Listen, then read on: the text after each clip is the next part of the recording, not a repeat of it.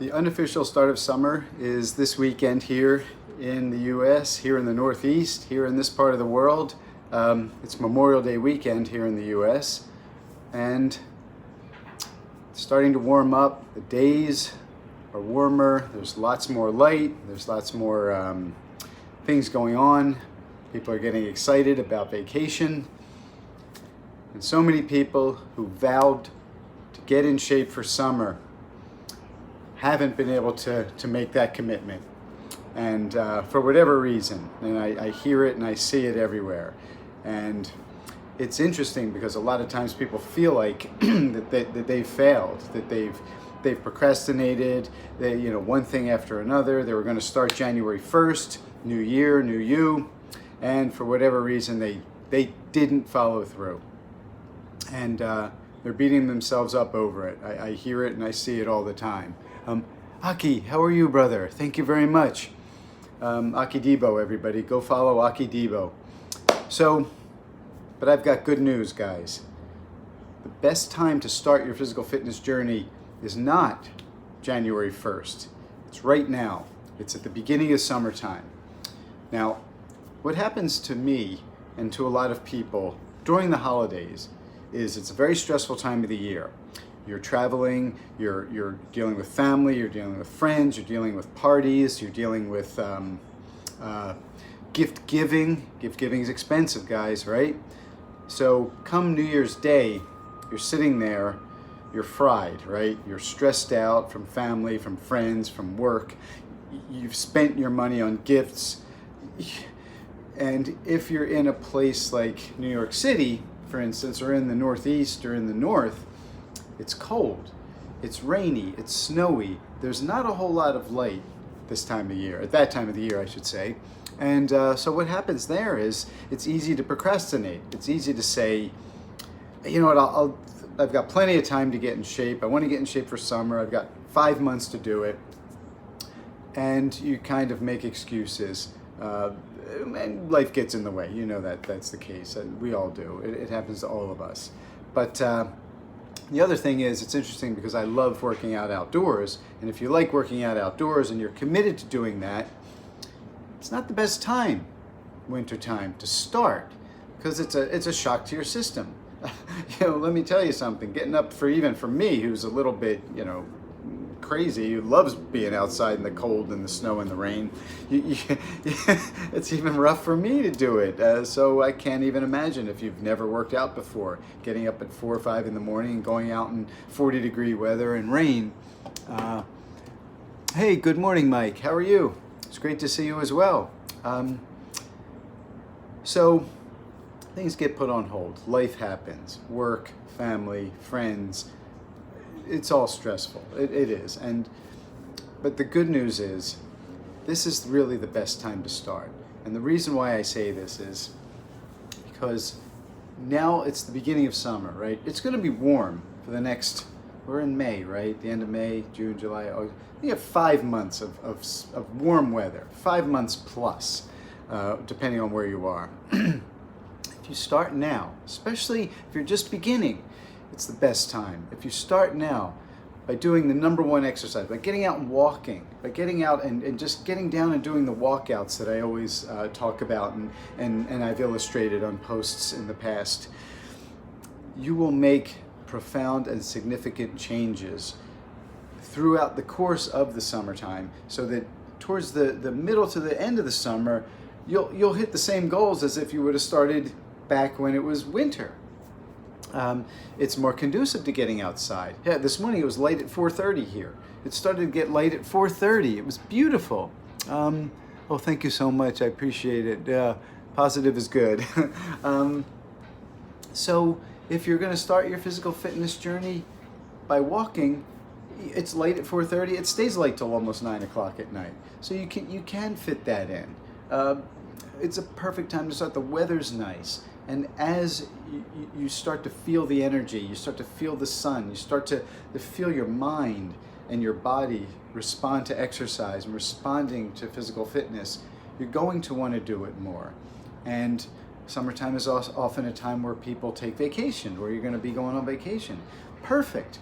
If you take a week off from work or 2 weeks off from work, you can ramp up your physical fitness during those times. So it really is the perfect time. Don't beat yourself up if you haven't started yet. Look to the future, look to now, especially when it comes to things like diet, because this time of the year there's lots more fresh fruit and veggies around. You're more apt to drink water because you feel dehydrated more so than you do in the winter. And how do I determine my workouts from day to day and week to week? That's a good question, Mike. I largely go by feel when it comes to my workouts. As you guys all know, I've been boxing since January, so I'm building my workouts around my boxing training, which is typically 4 to 5 days a week. So I will be doing strength and conditioning, calisthenics, things like that, 2 to 3 days a week now, boxing training, and concurrently with my boxing training. So it's basically pull-ups, push-ups, dips, core work, lots of walking. I've been walking 7, 8, 9, 10 miles a day, and that's been a game changer for me. So that brings me back to my initial point here, guys. Get out and walk. Walking is the most, and I hate to use this word, sustainable way of getting into shape. It's weight bearing, so you're supporting your weight as you're walking. You're moving through space. You're engaging lots of muscles, your mind as well. I use it to meditate. Like that's my meditation is walking. And so start with walking. You won't believe the changes you'll make. You will not believe if you're consistent with it. And I know people talk about benchmarks and like get 10,000 steps a day in. Very good benchmark. However, if you're just beginning walking, if you're new to physical fitness, 10,000 steps may be more of a longer term goal. So do not get obsessed by numbers. If you go out and you walk and you look at your pedometer or your phone or however you track your steps, and it shows 3,000 steps, 4,000 steps, you haven't failed. You've succeeded. You've succeeded more than 90% of everybody. So 10,000 steps is a worthy goal to shoot for, and not something that you should start with if you're new to physical fitness. So once again, don't listen to people when they talk to you about, oh, you should only work out 5 minutes a day for 3 days a week. You can get all the benefits of all the working out that you would do if you worked out more. It doesn't work that way. Oh, I have a question here. Mr. Nightlore. Hi, Joe. From the UK. I'm 45, in pretty good shape, but hope to continue with my healthy lifestyle into my old age. Early morning winter workouts over here in the rain are fun. Very true. In fact, I take a lot of inspiration from, I know some former Royal Marines and some active duty Royal Marines. And one of the things that I look to is their training, because most of the time the weather isn't great in the UK. It's rainy, it's cold, it's windy. This is year round. And I really admire that. I really feel it builds in an extra layer of toughness. Hello, JP.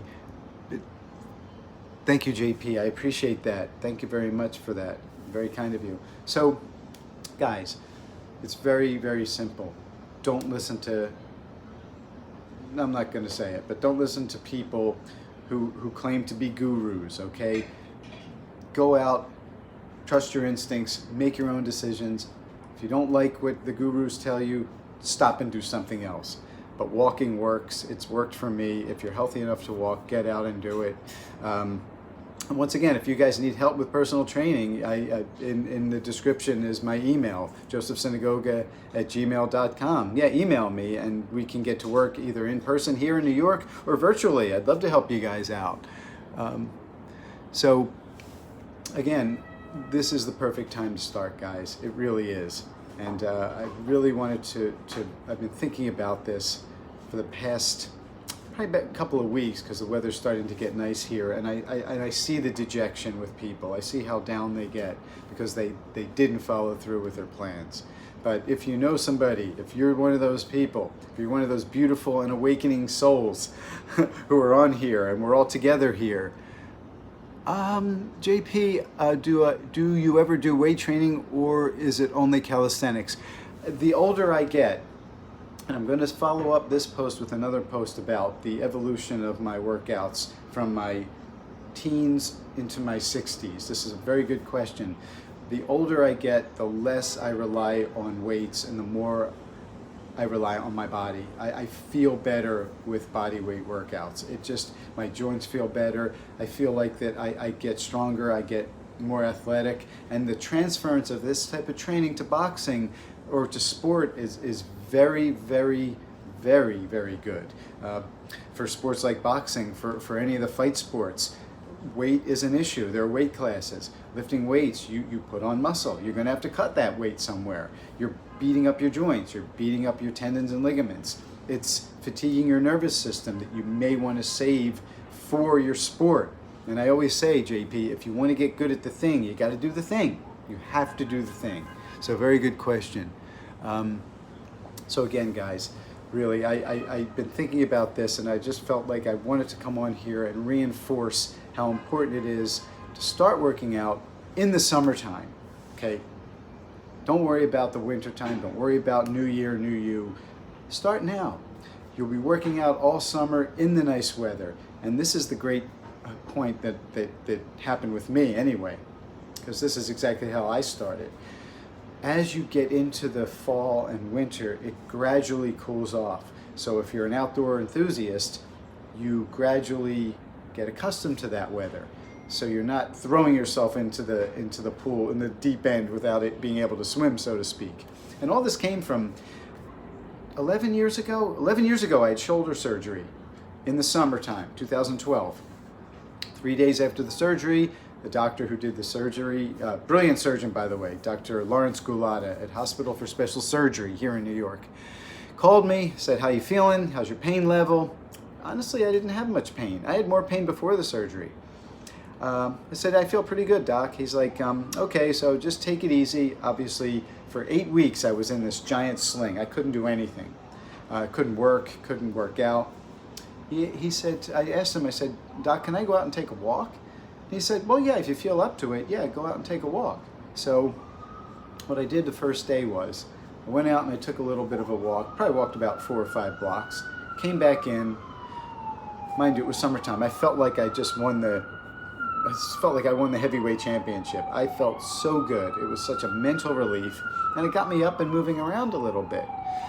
So I called my doctor back and I asked him to if it was okay if I continued walking. He said, yeah, as long as you're not, experiencing any pain or endangering your shoulder, because I had to be in this position.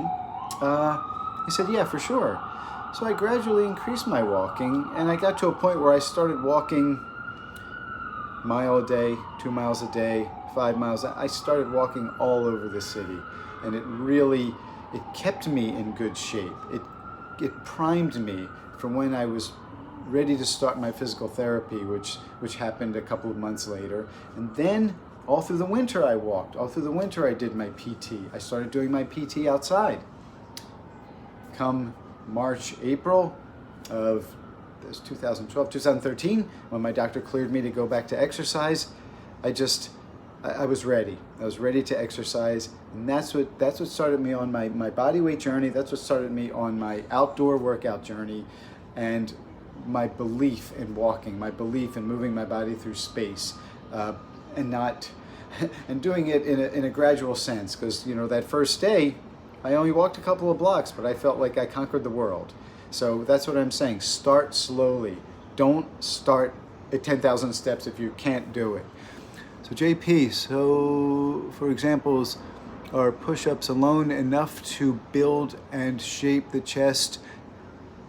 So always interrupting. No need to apologize for interrupting me. You're not interrupting me at all. It will be the last question. Definitely get in touch with you via email. Okay, yeah, push-ups are great. There are endless push-up variations that you could do. Feet elevated push-ups, hand elevated push-ups, ring push-ups. There's an endless diamond push-ups. Explore all the different push-up variations. I keep my elbows in real tight doing push-ups. I'll make another video on push-ups because I find them to be one of the, especially combined with the walkouts, one of the best full body workouts that you could do in an amount, in a I don't want to say confined space, but you know I'm talking about a smaller space, anywhere without any equipment, at home, outside. Yeah, push-ups are great. If you're not able to do pull-ups, my suggestion is to do inverted rows or ring rows or any type of rowing where your body, where you're using those same muscles, but you're not obviously doing a pull-up. Those muscles will get stronger, more conditioned. You'll build the strength and the endurance to get into the pull-ups, and that'll happen on a timely basis if you're consistent and using good form.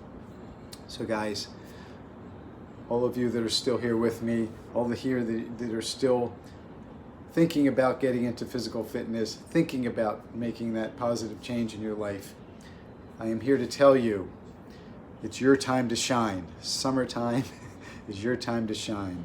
I love you guys. I will see you all in the next video. Get outside, take a walk, enjoy. Let me know down below in the comment section what you think. Let me know how it's going, and let me know if I could help you with anything. I love all you guys, and I will see you in the next video. Thank you all.